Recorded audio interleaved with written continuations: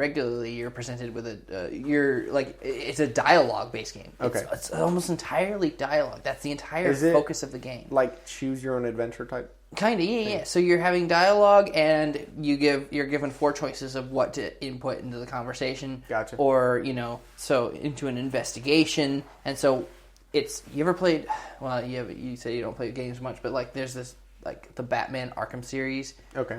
Like Batman's like the greatest detective. Yes, he is. And for sure. I watched Batman, the movie.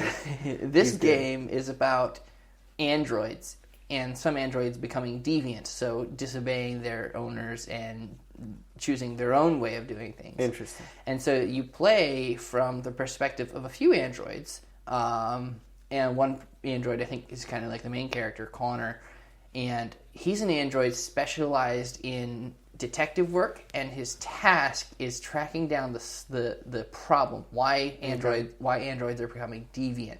Interesting. So he's in the police department, and he's investigating crime scenes where people have been murdered by deviants, and deviants have run away, and so he's an android. And so it's really, really cool, because you're walking around an environment, and you press the right bumper, and suddenly time freezes, and you can just analyze all the evidence around the room, and it'll pinpoint all the different evidences around the room, like the body on the floor or the gun case on the floor. And then you can go up to the body and analyze the bullet shots in the body, and then like reconstruct what the event unfolding looked like.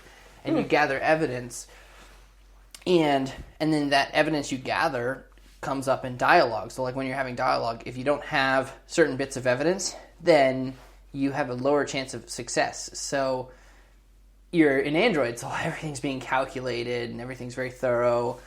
So the demo of the game, actually, you start out on a crime scene and you have to gather information, and every piece of information you gather puts your chances of success higher. So you start off at like a 30% chance of success, and every piece of evidence gives you more information. Like you learn the name of the android that you're trying to talk to. So the situation is an android has killed a family and taken the little girl hostage, and is on a ledge of a multi-story building. Rated R stuff right here. So I think it's a mature game, but only because like drug use and like violence.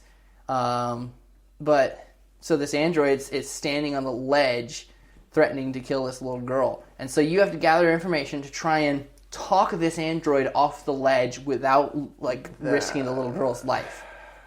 And it's cool though because you're an android, so the goal is to save the little girl. You said the words "you're an android" probably. It's cool. Probably 8 times now. It's cool because one of the ways. So there's multiple endings, multiple ways to succeed. One ending involves talking the android off the ledge. Mm-hmm. Another one involves failing, and then what Connor does throws the kid off. Is he throws the kid onto the ledge and pushes the android off the ledge, and Connor and the android Daniel fall off the ledge to their deaths. So the main character, you, fall to your death. Mission successful because you're an android and it doesn't matter that you died. Okay, that's cool. So yeah. So because you're all robots. Yeah, because I push off the ledge and I see myself falling to my death. So it comes up saying mission successful. You're disposable. Yeah. And I'm like, oh, that's interesting. That's kind of neat. Uh-huh. Anyways. Okay, well, keep me updated on how that goes. Anyways, once again, thank you for coming on at such short notice. And this was a good conversation. We had some good stuff. Like I said, feedback is good. That was totally improv. Thanks for having me. Absolutely. And we'll keep you posted. So thank you all for listening to the Neon Camouflage Podcast. I'm your host, Max, and this was our guest, James Walker.